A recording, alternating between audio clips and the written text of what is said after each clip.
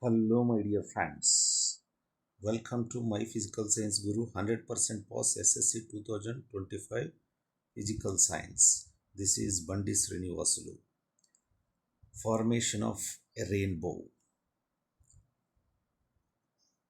A rainbow is a natural spectrum appearing in the sky after a rain shower in the direction opposite to sun due to the dispersion of sunlight by tiny droplets of water in atmosphere.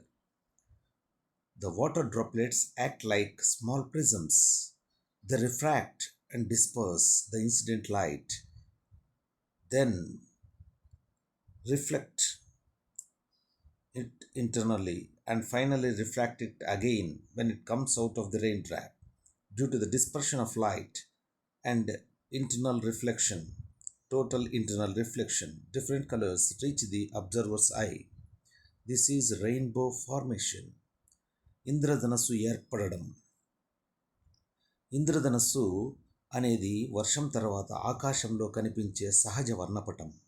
వాతావరణంలో ఉండే అతి చిన్న నీటి బిందువుల గుండా సూర్యకాంతి విక్షేపణం చెందడం వల్ల ఇంద్రధనస్సు ఏర్పడుతుంది.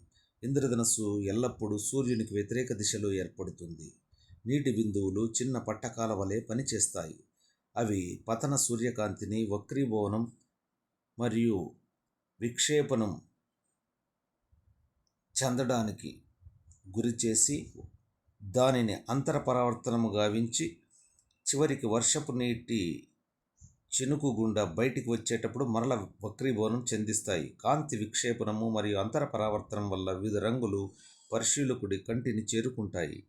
మన వెనుక సూర్యుడు ఉన్నప్పుడు మనం జలపాతం గుండా లేదా నీటి ఫౌంటైన్ గుండా ఆకాశాన్ని చూస్తే ఎండ రోజున కూడా మనం ఇంద్రధనస్సు చూడవచ్చు. Thank you for watching.